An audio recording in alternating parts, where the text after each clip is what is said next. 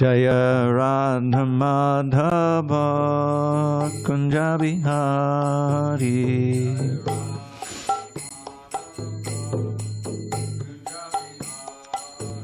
Jaya Radha Madhava Kunja Bihari.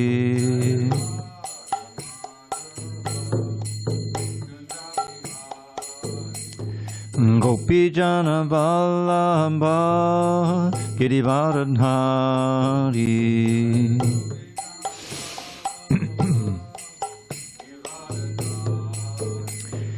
Gopi Jana Vallabha Girivardhari.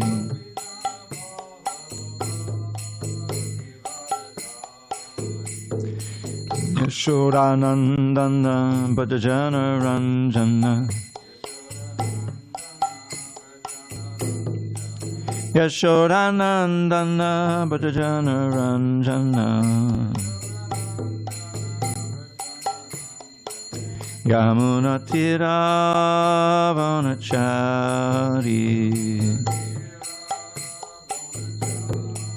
Yamuna Tiravanachari.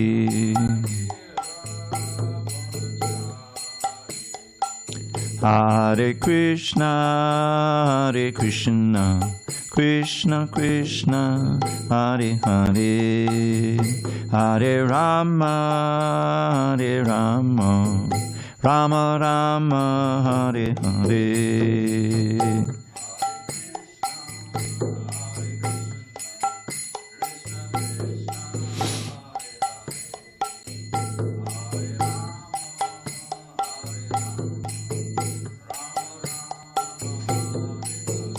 Hare Krishna, Hare Krishna, Krishna Krishna, Hare Hare, Hare Rama, Hare Rama, Rama Rama, Hare Hare.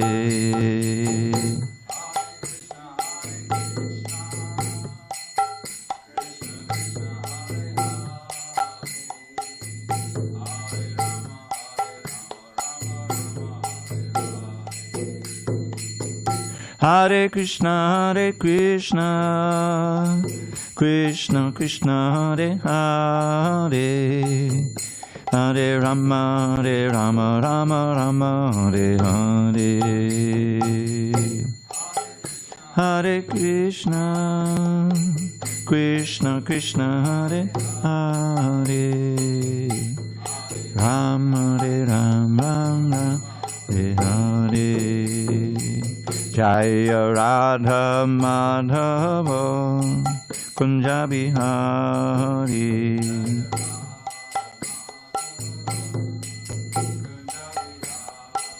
Jaya Radha Madhava Kunja Bihari.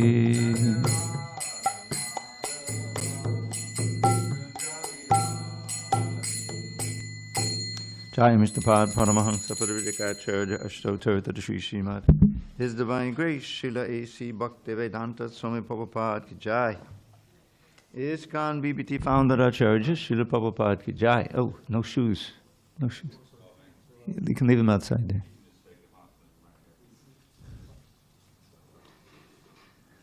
And Chad, I'm going to have to lock these doors at 8:30. Yeah, that's fine. That's okay? All right. Welcome.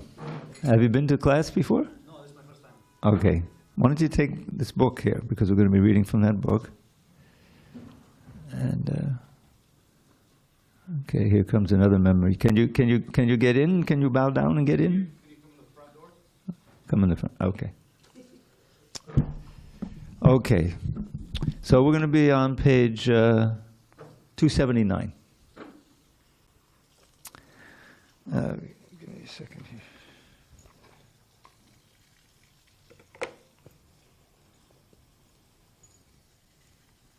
Om Namo Bhagavate Vasudevaya.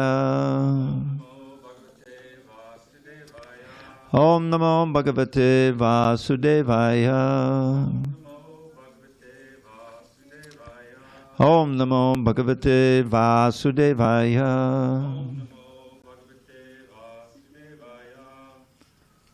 Okay. second here. Okay. On this 23rd day of July, 2025 in San Diego, we're reading from Srimad Bhagavad Gita as it is, translation and commentary by His Divine Grace, HG Dravida Swami Prabhupada.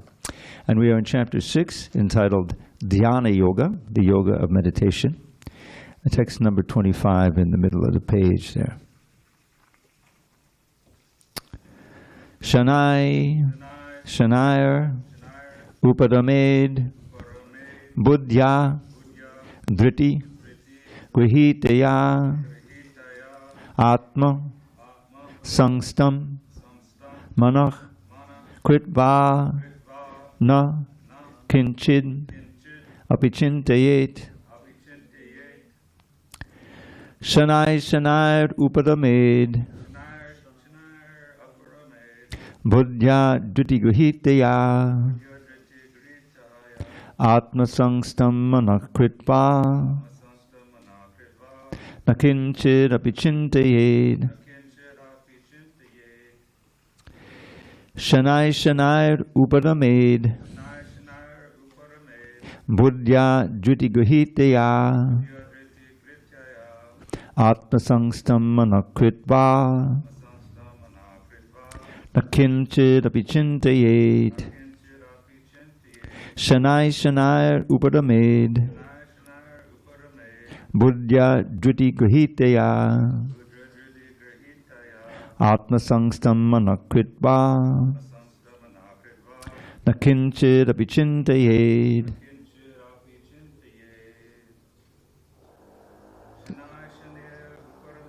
Shanai Shanai Upadamed, Buddhya Dhriti Grihitaya, Atma Sangstam Manakritva, Nakinchid Apichintayed. Anyone online? Not tonight. I guess Vanessa is not here tonight. Okay. I'll read the word by words myself. You can just read along. Shanai, gradually. Shanai, step by step. Upadamet, one should hold back. Buddhya, by intelligence. Dhriti Grihitaya, carried by conviction. Atma Sangstam, placed in transcendence. Manaha, mind. Kritva, making. Na, not. Kinchit, anything else. Api, even. Chintayet, should think of. Translation. So Krishna is speaking to Arjuna on the battlefield of Kurukshetra. Gradually, step by step, one should become situated in trance by means of intelligence sustained by full conviction. And thus the mind should be fixed on the self alone and should think of nothing else. Purport. By proper conviction and intelligence, one should gradually cease sense activities. This is called pratyahara. The mind being controlled by conviction, meditation, and cessation from the senses should be situated in trance or samadhi. At that time, there is no longer any danger of becoming engaged in the material conception of life. In other words, although one is involved with matter as long as the material body exists, one should not think about sense gratification.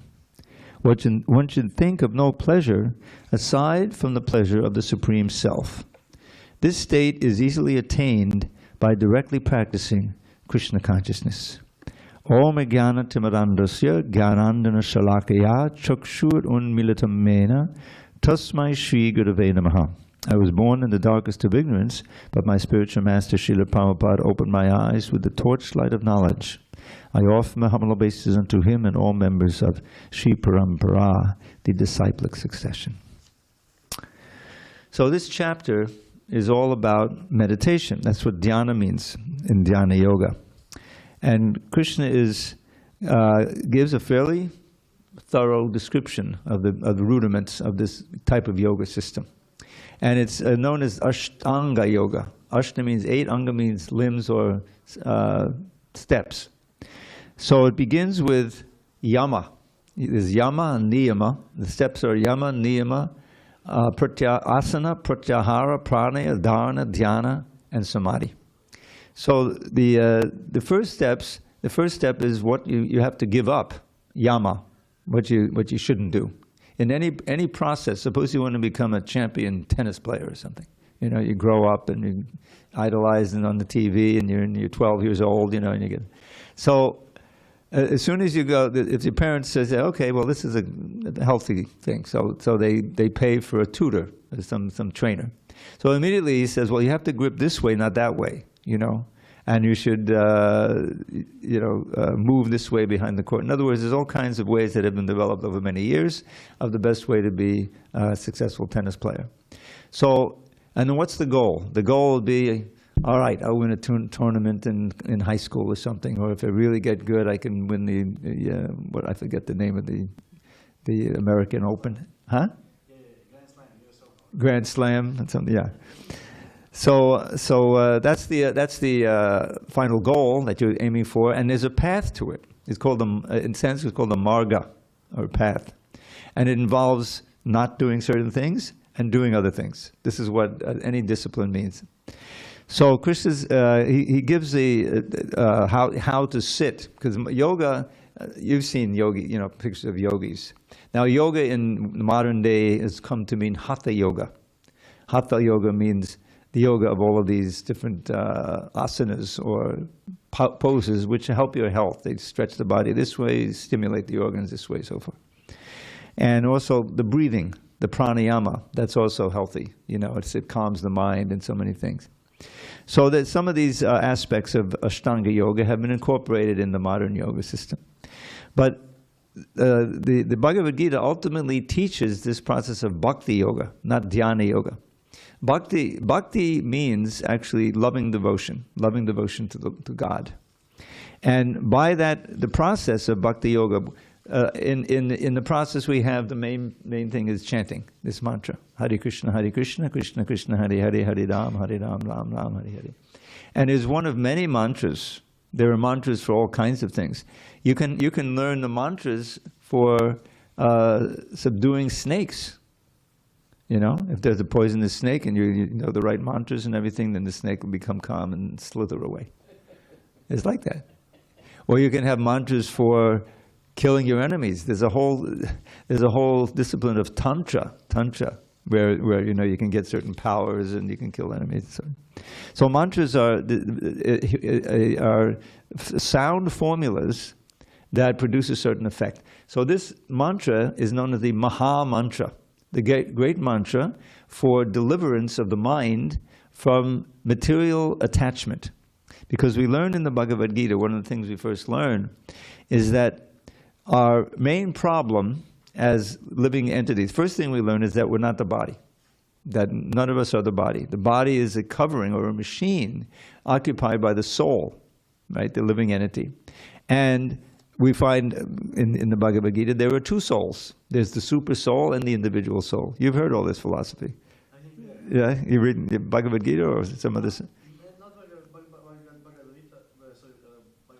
Gita, but other non-dual traditions. For example, I really like Ramana Maharshi. Okay, so this philosophy is generally known. Okay, so anyway. So the real problem we have, Krishna says, he describes in the 13th chapter, Janma Mrityu Jara Vyadi Dukkha Doshanudarshanam. One should always be aware, if you want to make progress toward the goal of life, of the danger of birth, old age, disease, and death. This is the famous samsara chakra, you see. And Krishna also describes in the beginning how we've been going from life to life to life. Just as we transmigrate in this one body, from childhood to adolescence to middle age to old age, like that. The body is constantly changing. It changes a little bit each day. We don't notice it, but after a while we say, well, where'd that wrinkle come from? You know, I always remember this thing from my childhood. So I was a usual vain kid, you know, and I was combing the hair, and I said, oh my God, some hair came out on my comb. Am I getting bald? You know, because I didn't want to be bald. It's kind of ironic, you know, now we shave every week and make sure we're bald. But that's, you know, little vanity, you know, I mean, that's what it is. So the whole problem is that the living entity has become enthralled or attached to the senses and the sense objects, and we've forgotten completely that we're spirit souls. We certainly forgot our last life, unless maybe you remember yours. No, I don't think. How about you, Sureshwar? Nothing? You don't remember your past life? Me either.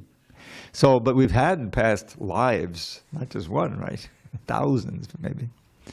So it's a great, how should I say, restriction on the soul. The soul is by nature, we're part and parcel of God, the Supreme Soul. And He is Satchit Ananda. He is eternal, full of knowledge and full of bliss. There, at the beginning of this song called the Brahma Samhita, Lord Brahma is the original created being in this world, and He is in charge of, organizing the whole solar system and the universe and the progeny that come. It's a big job.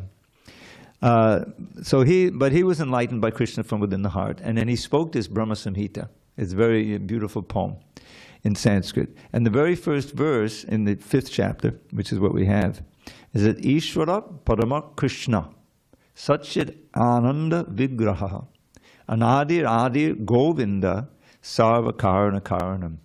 So it more or less defines the Supreme Lord. So the Ishvara Parama, one of the definitions, I think anyone who has any conception of God would agree, the Supreme Controller. He was in ultimate charge of everything. So that's, in Sanskrit, Ishvara Parama, the Supreme Controller, is Krishna. Ishvara Parama Krishna.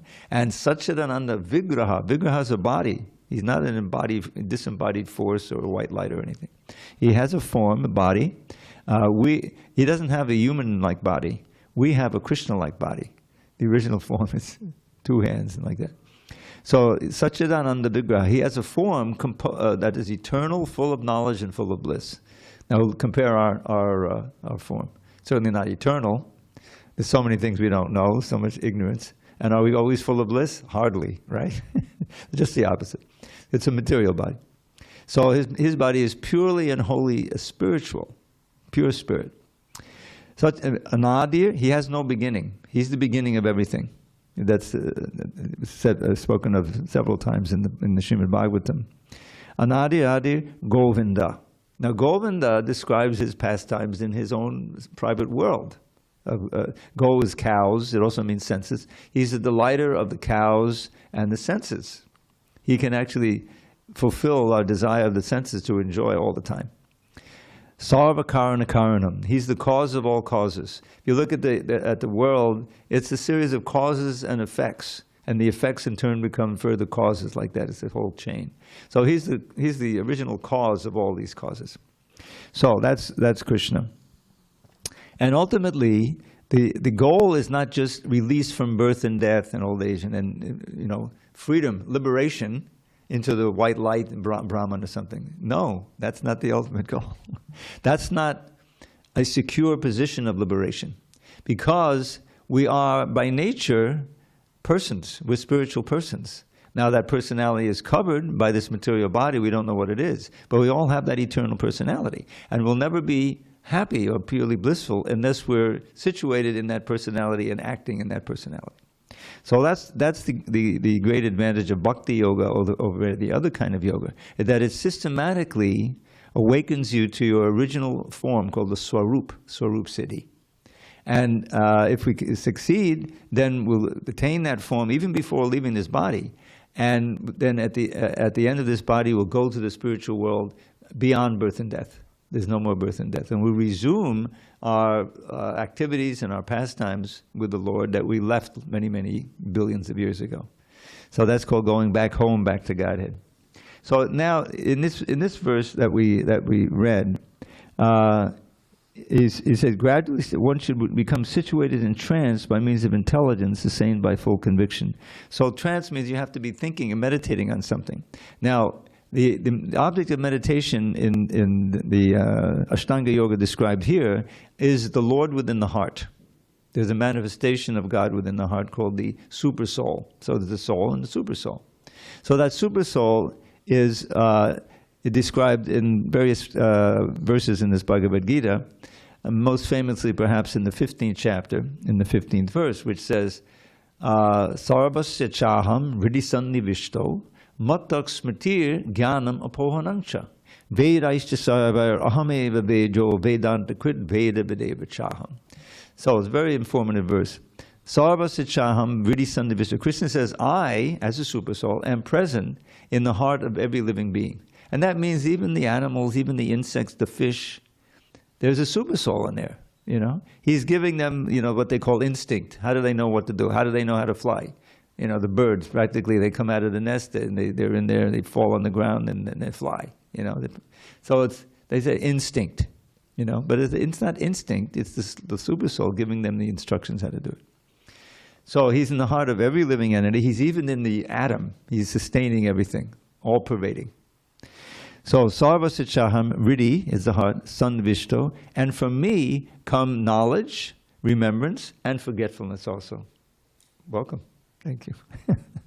So knowledge, remembrance, and forgetfulness. If we didn't have that forgetfulness, we'd all have the most critical and insane case of PTSD that you can imagine. Remembering not only our last death, but the one before that. My God, you know, even in this life, if you go through some trauma, it can last with you, you know, stay with you and affect you. So Krishna mercifully lets us forget that. So, but he's ready to give us good instruction of how we can practice bhakti yoga and come back to him. But we can't hear it right now. So he comes outside as the spiritual master or guru and the shastra, the books. Krishna is speaking here. He arranged it such that he would speak this on the battlefield. And it was written down by, Vyasadeva wrote it down, and now it's come down to us and translated into our language we can understand. So he's speaking to us in our heart, from our heart, through the guru and the sadhus, and through the books of knowledge that are properly given. So we have every chance. Now it's up to us to take advantage of these sources of knowledge. So now what is he saying? He says gradually, step by step, when situated in trance. So the trance means at least the stage of very deep concentration. The 8 steps of the Ashtanga system. I think I went through them quickly. So yama, niyama, the don'ts and the do's, yama, niyama, asana. You have to sit properly. Krishna will describe. You have to sit upright like this.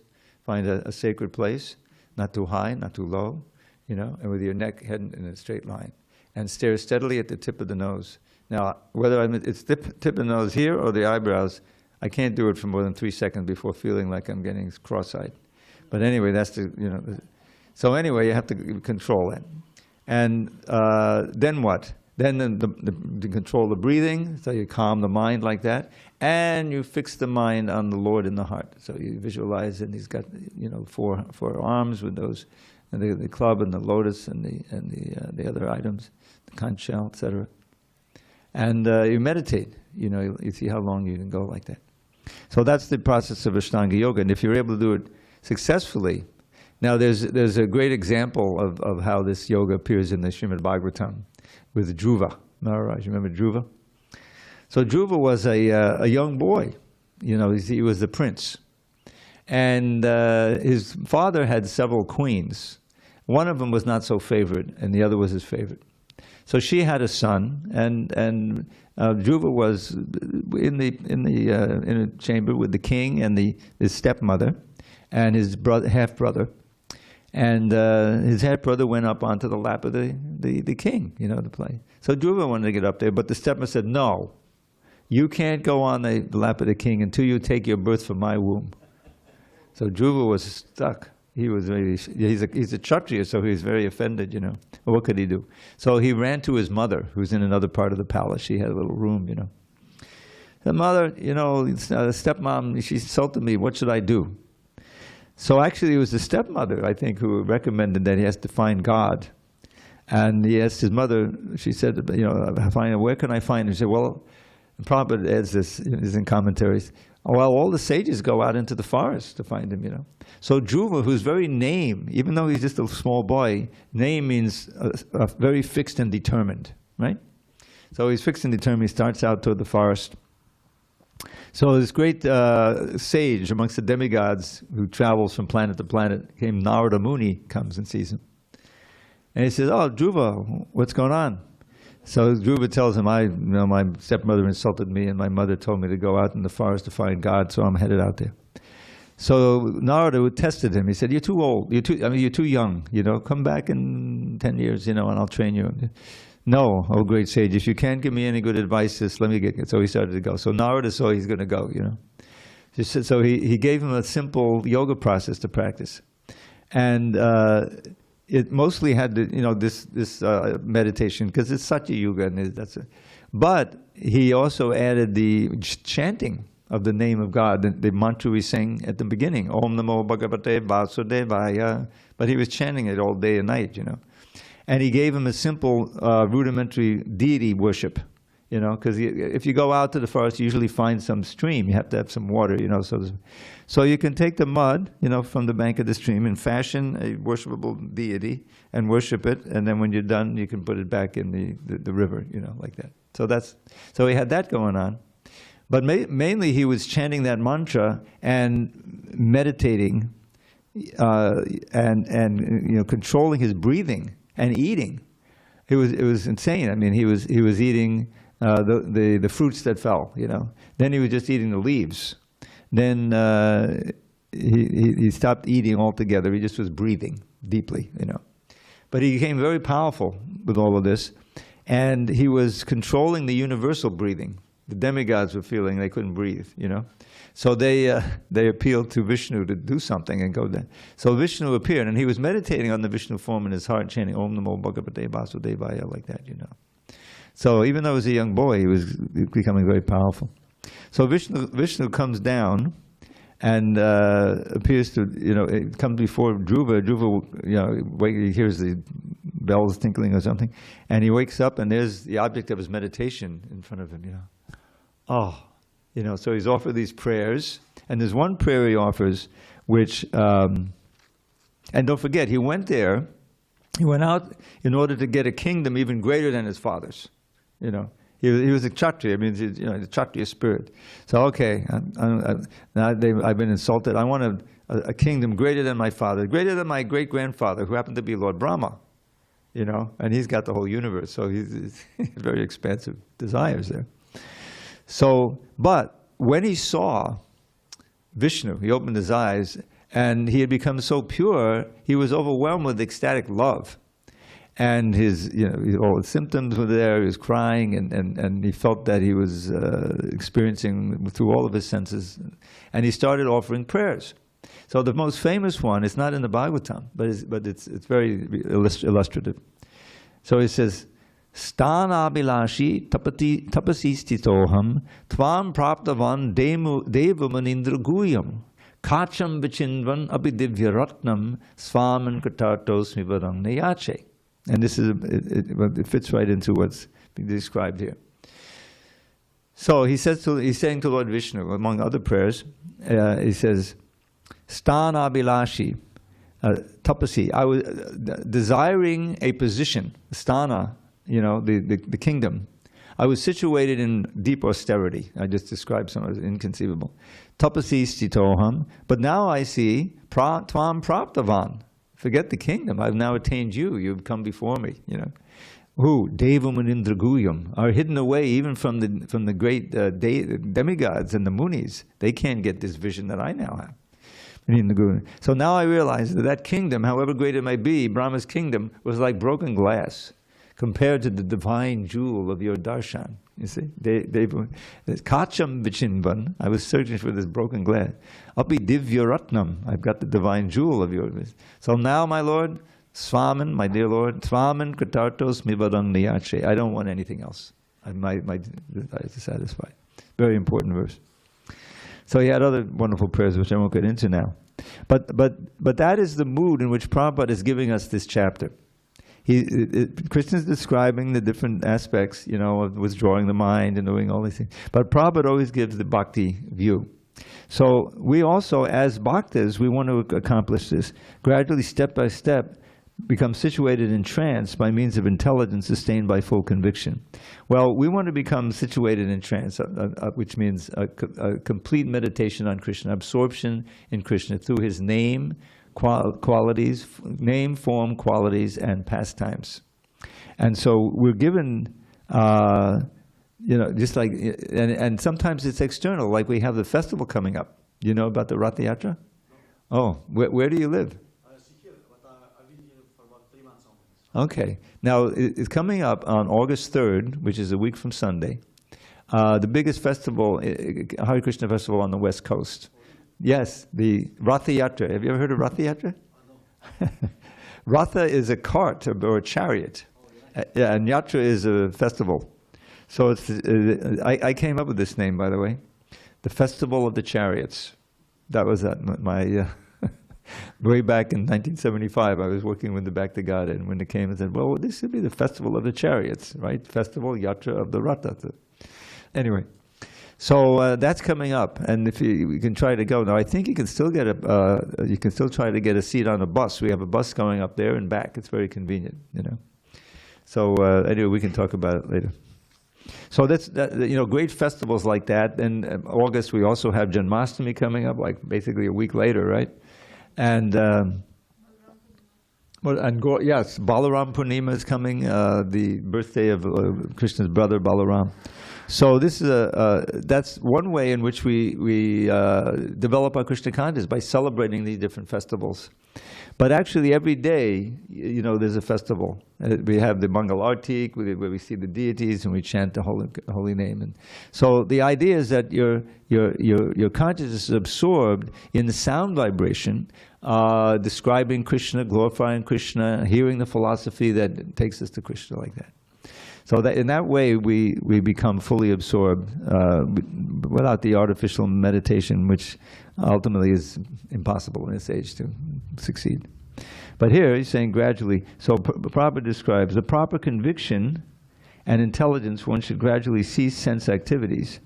Sense activities means activities of the senses that are predicated on gratification of the senses. The senses we use in Krishna's service. Just like I'm using my voice now, and you're using your ears, right, and eyes. So those senses, so that's a healthy use of the senses. The mind being controlled by conviction, meditation, cessation from the sense activities should be situated in trance or samadhi, meditating on the Lord in the heart. Then there's no danger of becoming engaged in material conception of life. In other words, although one is involved with matter as long as the material body exists, one should not think about sense gratification. One should think of no pleasure aside from the pleasure of the Supreme Self. This state is easily attained by directly practicing Krishna consciousness. So this is the essence of actually what we're aiming for, is to because what is the essence of love is that you're happy when you see the beloved happy. Right? You want to make him or her happy, or there's a child you love, you know, you try to celebrate their birthday, hug them, you know, do whatever you can. So that's what the essence is, that our goal is to spend every moment of every day in the mood of what can I do now to please Krishna. And so you accept certain duties to perform. Some are personal. You know, you get up early, you chant Hare Krishna a certain amount of times, you refrain from sinful activities. And you're doing all that, and you're I'm doing this for Krishna, because this is what he recommends, and this is what his representative recommends. So ultimately, the goal is that every second you're in pleasure, in experiencing transcendental pleasure. You can't do that on the material side, because the senses have limits. If you go beyond it, and it causes pain or disease, you know. But because spirit has no limits like that, there can always be, either if you're taking rest and you're just thinking of the pastime you just read in the Krishna book, you know, that's pleasing to Krishna, and you're conscious of it. So that's what bhakti means, this devotional service, loving devotional service, by which you take the greatest pleasure in the pleasure of the beloved. And the closest example we have in the material world is a mother's love for a little baby child, a newborn, 3 weeks old, Child doesn't know anything but the mother, right? All the sorts of safety, warmth, nourishment, everything is there with the mother, right? So if the mother is there, and where is her pleasure? She's saying, if the child is comfortable, well fed, and he gives me a little smile with the toothless smile, my day is made, right?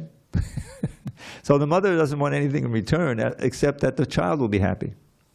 And that's exactly the mood that we want to have with Krishna. What can I do now to please Krishna? So he tells us, just think of me all the time.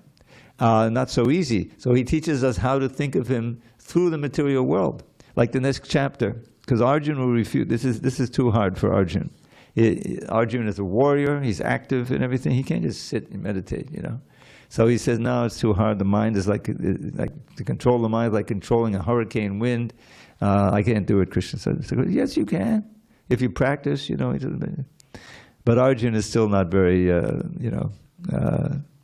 sure that he can do it. So Krishna says, well, even if you fail, you'll take birth in the next life in a yogi family, or, in other words, you don't lose anything. Whereas anything material you may gain is obviously lost. As soon as the body dies, that the bank account with that body's name on it is no longer yours.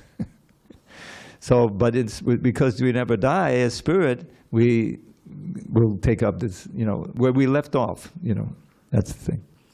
So, but still, the practice of controlling the mind and fixing it on the self, that's also there in Bhakti Yoga. So that process is here, but it's done in a practical way. This chanting, if we hear nicely, we're in. If we hear really carefully, we're in samadhi.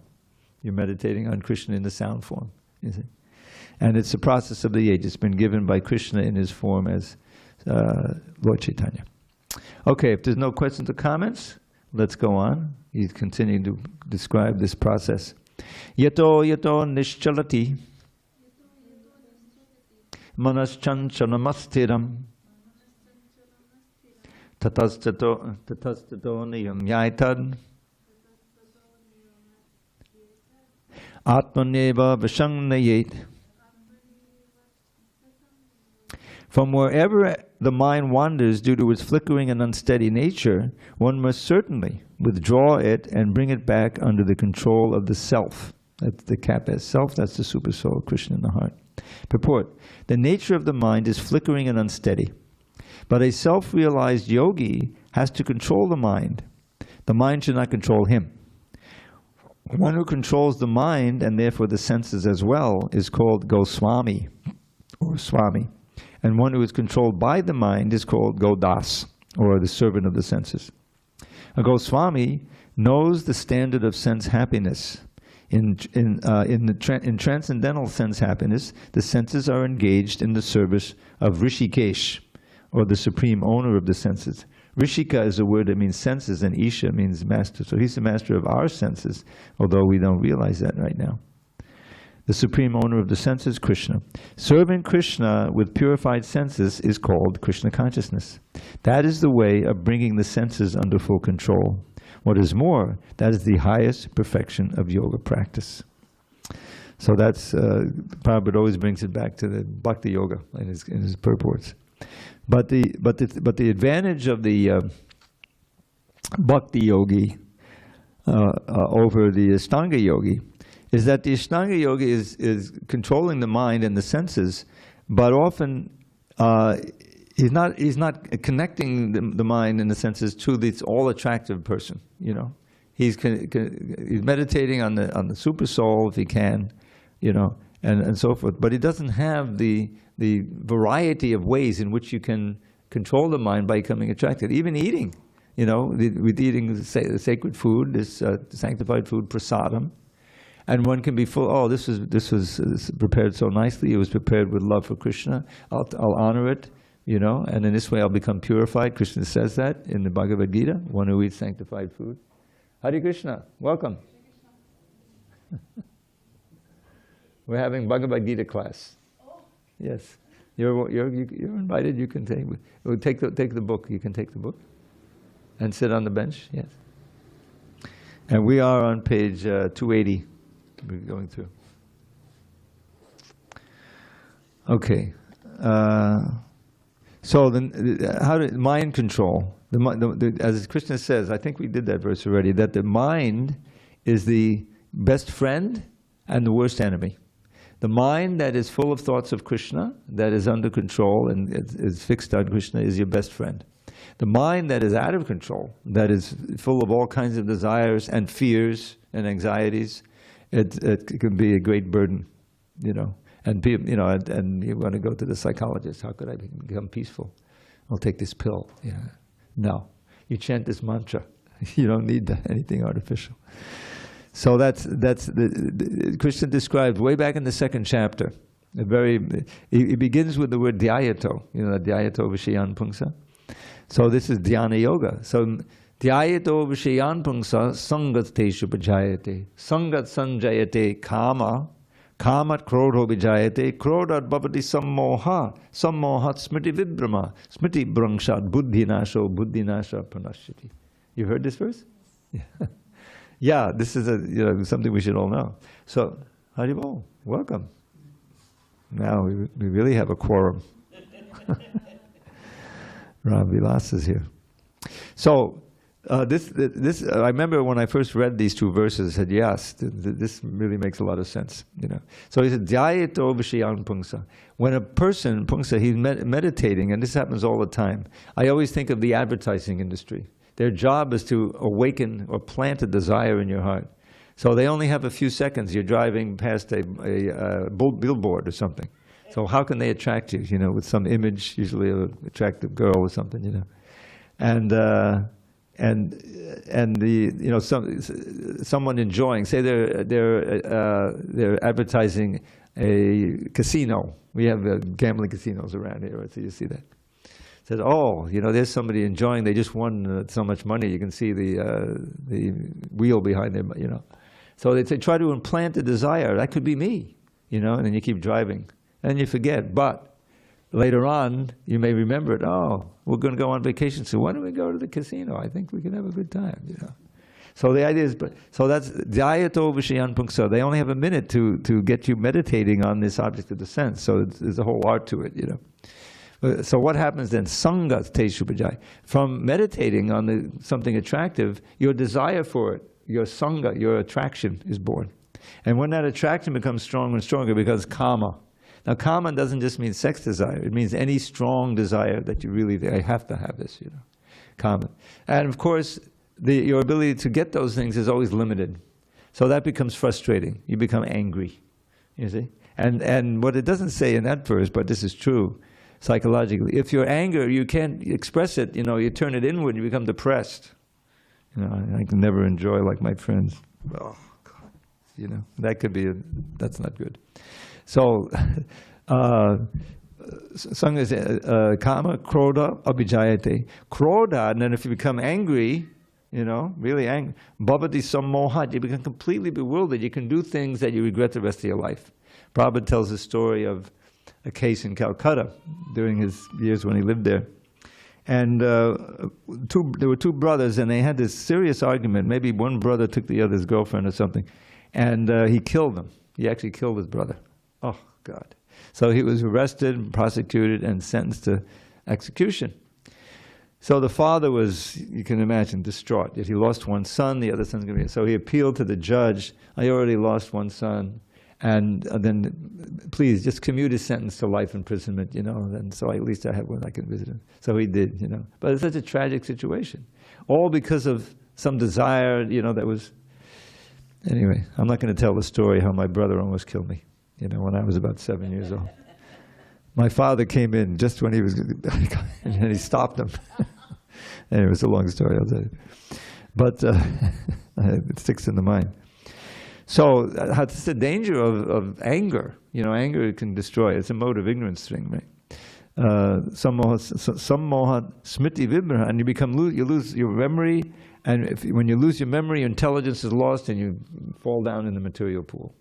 So this is the danger of letting the mind just wander amongst the objects of the senses, and you get step as these things. So there has to be the control. But the wonderful thing about it is that Krishna is all attractive. He can actually attract us away from material sense gratification. But we need to be trained in how to meditate on Krishna, how to access Krishna. And the most munificent and merciful incarnation is Lord Chaitanya. He gave us this Hare Krishna mantra. If you actually take up the chanting, you may not know anything about anything, but you're actually chanting the Hare Krishna mantra. You'll find that your attraction for the degraded sense gratification is slackened more and more. You can actually follow the 4 regulative principles. No illicit sex, no gambling, no intoxication, no meat eating. Practically, that's widespread everywhere in this Kali Yuga. But you can become detached from that if you become attached to Krishna and the chanting and the process of devotional service, getting the higher taste. So that vairagya, is essential. Developing the vairagya, the detachment from things that might take us, and based on knowledge, jnana and vairagya. So that brings up my favorite verse. Yehi sangsparjita bhoga dukkha yona yaevate. Adyantamanta kaunteya nateshu ramate buddha. You know these verses? Yeah, I used to read Bhagavad Gita. Oh, you see? Bhagavad Gita scholar here. So, yehi sangsparjita bhoga, the pleasure that comes from the contact of the senses with the sense objects, the wise do not take part in them. O son of Kunti, such pleasures are the sources of all misery, and they have a beginning and an end. And so the wise do not delight in them, you see. So, but it's not so easy, to become that wise and have that ability to restrain the senses from that and engage. So the process of devotional service trains you to do that. And you can become actually peaceful and happy, even in this lifetime. So, okay, we have a few minutes. So let's try 27. How to get peace. This is one of the benefits of yoga. Prashanta manasam yenam. Okay. Prashantam manasam yenam yoginam sukham uttamam upaiti shanta radasam brahma bhutam akalmasham. So here's Brahma Bhuta. We've learned a lot about that in the 5th chapter. The yogi whose mind is fixed on me, right? Sukham uttam upaiti. Okay. Verily attains the highest perfection of transcendental happiness. He is beyond the mode of passion. He realizes his qualitative identity with the Supreme, and thus he is freed from all reactions to past deeds. Okay. So I don't know, Krishna doesn't really mention himself here, but purport. Brahma Bhuta is the state of being freed from material contamination and situated in the transcendental service of the Lord. Mad bhaktim labate param. This is 1854, with famous verse. One cannot remain in the quality of Brahman, the Absolute, until one's mind is fixed on the lotus feet of the Lord. Savaimana Krishna padada vindayo. To be always engaged in the transcendental loving service of the Lord, or to remain in Krishna consciousness, is to be factually liberated from the mode of passion and all material contamination. So Prabhupada refers to this famous verse, 1854, Brahma Bhuta prasanatma nashochati nakanchati samak sarveshu bhuteshu madbhaktim labate param. So there's various benefits. Brahma Bhuta prasanatma means that you become very joyful. Nashochati nakanchati, don't lament and you don't hanker for anything. You're satisfied with it. The Shochati and the Kanchati. Samak sarveshu bhuteshu. You see all living beings as equal, as souls, as spirit souls. And in that state, mad bhaktim labate param, one attains real devotion for me. So, right? I think I got it right. Okay. So that Brahma Bhuta platform is there, available to each one of us, if we develop these qualities, to fix our mind on Krishna, and we're able to control the senses and the mind. And when we get, the more that we practice, the more that we can feel that peace. That's also one of Shanta Rajasam. It seems like the king of his passion is pacified. Yeah. The mode of Rajas. And Brahmabhutam akalmasham, which is also free from sinful reactions. The sinful reactions are what keeps us coming back and again, for birth and death. So we get free of all sinful reactions, then we can see our path, back to Godhead for eternity. Sounds like a good deal. Okay. All right, one more, and then we'll do a few poems. 28. Yunjanevam sadatmanam yogi vigata kalmashaha sukhena brahma sangsparsham atyantam sukham ashnute. Thus, the self-controlled yogi, constantly engaged in yoga practice, becomes free from all material contamination and achieves the highest stage of perfect happiness in transcendental loving service to the Lord. Okay. So that's Brahma Samsparsham, means being constant touch with the Supreme through this process of devotional service. Sadatmanam, always eternally, concentrating on connecting the self to the Supreme Self. Vigata Kalmasha, free of all sinful reactions. Sukhena, situated in happiness, in touch with the Supreme Brahman, that's the Supreme Personality of Godhead. Atyantam Sukhamashnate, he enjoys the highest happiness. So that's what we should aspire for. But the amazing thing about it is to really become really blissful in Krishna consciousness, you have to forget about your own bliss. Just think of how can I help this devotee to become more blissful? How can I make Krishna happy? How can I make the spiritual master happy? And then you find yourself in the highest happiness, right? I remember we had a bhakti here a long time ago, and he seemed to be doing pretty well. But he would go into these kind of real thoughtful things, and why didn't I felt bliss an hour ago, but now I'm not feeling bliss. I wonder why not. He was always thinking about how much happiness he was getting. But the real key is just forget about that. Just try to, how can I make Krishna happy, the spiritual master happy, and become the servant of these devotees, and especially how can I help the people who don't know about Krishna learn about Krishna. And if you're always engaged in those activities, you find yourself happy, really happy. All right, so we'll have a few poems and then we'll adjourn. How far did we get? We did 28, right? Yes, Samsparsha. Okay, so it's text 29 on Monday. How are we going to encourage people not to take this marker out of here? Have to pray. We should find a place to hide it in there. All right. All right, so you haven't heard this poem before. This is called the Fall and Redemption of the Soul, okay? What's your name again? Alex. So where Krishna lives, the spiritual world, where Krishna lives, felicity abounds. With pure simplicity and loving sensibility, all serve him with humility. But when the living entity rejects his true identity, and that of sheer stupidity surrenders to cupidity, he loses all sagacity and with it all capacity to understand reality or curb his sensuality. Abandoning humility, he touts his own ability, forgetting his fragility and fortune's volatility. Immersed in asininity for what seems an infinity of lives devoid of piety, he suffers in anxiety till contact with God's devotee, perhaps of utmost brevity, awakens his affinity for words of the divinity. Perceiving the futility of all his imbecility, the soul regains his sanity and casts away his vanity. Endowed with new humility, he serves with all ability and growing spontaneity his guru and the deity. Regaining his identity, the wayward living entity returns to the fraternity of Krishna for eternity. All right, we have time for one more, then we'll adjourn. It was like a part of the Bhagavad Gita, right? I have the Bhagavad Gita verses. I'll do the last, the two verses. It was really like, it's crazy how it's really like, it's like I don't know, like a proper rap. A rap, you like the rap? Yeah. Also like extremely succinct and Write to me, we'll get my email, I'll send you all my poetry as a PDF, free, I don't sell it. Okay, one more quick one. So, okay, this is a little, they all know this one already.